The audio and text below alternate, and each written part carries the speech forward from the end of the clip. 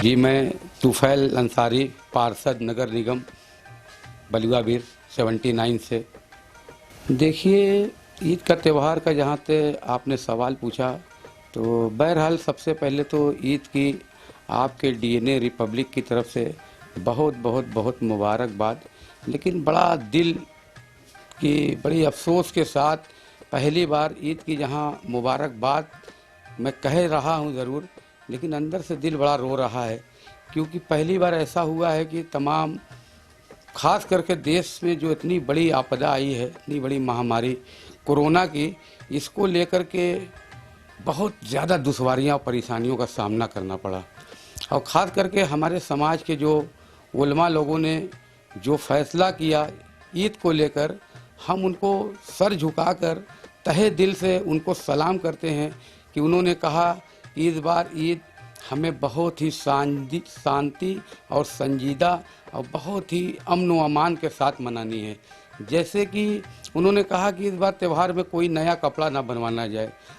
इस बार हम लोगों ने तमाम लोगों से एक अपील की कि भाई जो हम लोग ईद पे नया कपड़ा बनवाते हैं, जो खर्च करते हैं, वही पैसा खर्च हम लोग किसी ज़रूरतमंद के साथ कर दिया जाए, ताकि वो पैसा किसी गरीब को किसी दाल रोटी के लिए कोई भूखा ना रह जाए, उसमें सही काम में आ जाए। और हम असल ईद तब मनाएंगे, हमारे लिए खुशी तब रहेगी जब हमारे देश से ये बीमारी, हम लोगों के बीच से ये इतनी बड़ी मुसीबतें जब चली जाएगी, हम लोगों की असली ईद उसी दिन होगी। किस तरीके से ईद ईद देखिए, मनाने का जहाँ तक है तो ईद इस तरह से मनानी जानी चाहिए कि भाई हम लोग अपने अपने घर में 2 रकात या 4 रकात नफल की नमाज़ पढ़ेंगे, ऊपर वाले का शुक्र अदा करने के लिए कि हमें पूरे माह रमज़ान का 30 रोज़ा रखने का मौका मिला। और अल्लाह का शुक्र है कि हम लोगों ने रोज़ा रखा, और रोज़ा रख कर जो इबादत करने का हम लोगों को बताया गया, उसमें हम लोगों ने तमाम लोगों ने पूरी इबादतें की। और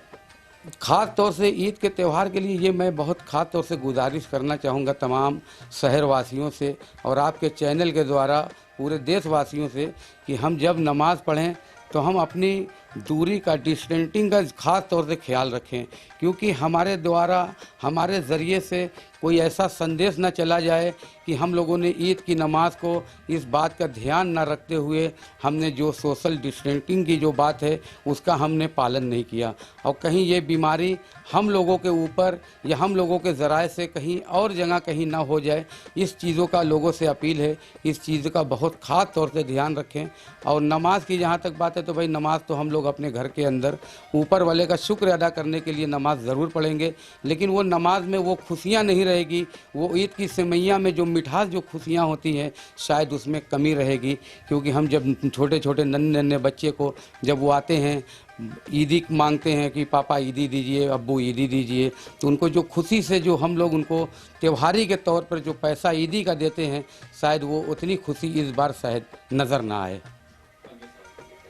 अगले साल के लिए भाई हम लोग दुआ करेंगे कि पहले तो हम लोगों का सबसे पहले जल्द से जल्द ये बीमारी से हम लोग निजात पा लें, और अगले साल की त्यौहार तो हम लोग अगले साल का इंतज़ार ज़रूर करेंगे त्यौहार का खुशी मनाने के लिए, लेकिन उस दिन हम लोग पूरी एक नमाज अपने अपने घरों में अपने अपने हिसाब से, अपने अपने दायरे के हिसाब से हम लोग एक नमाज शुक्राने की अदा करेंगे। जब शुक्राने की नमाज उस दिन अदा करेंगे जब हम लोगों के देश से, हमारे देश से पूरी तरह से ये बीमारी चली जाएगी। उस दिन भी हम लोग एक अलग जमात बनाएंगे, एक अलग नमाज़ पढ़ेंगे ऊपर वाले का शुक्र अदा करने के लिए, और इस नमाज ये एक अलग नमाज़ पढ़ेंगे कि आज हमारे देश से ये बीमारी चली गई, ये सारी महामारी से हम लोगों ने निजात पाया है। उसके लिए हम अपने रब का, अपने तमाम लोगों का शुक्रिया अदा करने के लिए एक नया त्यौहार, उस दिन चाहे दिन जो भी हो, उस त्यौहार से उससे कोई वास्ता नहीं, उस दिन से, उस दिन हम लोग एक शुक्राने की नमाज़ पढ़कर एक नई खुशी बनाएंगे। और उसी दिन हम लोग असली ईद, हो सकता है कि हम लोग नया कपड़ा भी उस दिन बनवाएं, ताकि हमारे देश से बीमारी चली गई।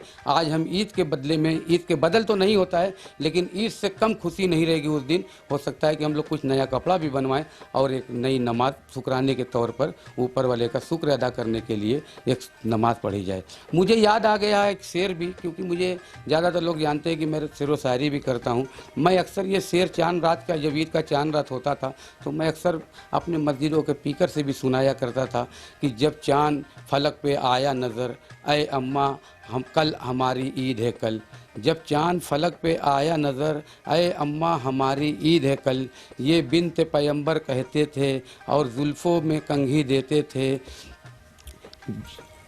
दर्जी के यहाँ कपड़े हैं तेरे, कह कह के ये तसल्ली देते थे, जब चांद फलक पे आया नज़र, अय अम्मा ईद हमारी है कल। ये बहुत संजीदा शेर था। आज वो शायरी, वो माहौल आज उसी तरह का आ गया है। मैं इंटरव्यू दे रहा हूँ, आप महसूस करिए कि मुझे एक खुशी होनी चाहिए, मगर आज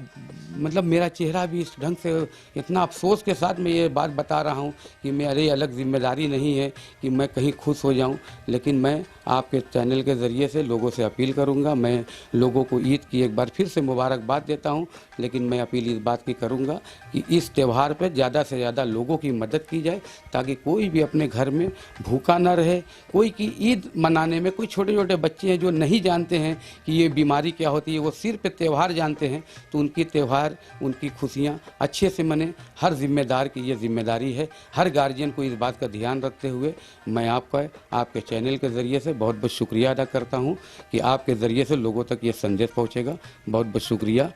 ईद की भी एक बार फिर से बहुत बहुत मुबारकबाद।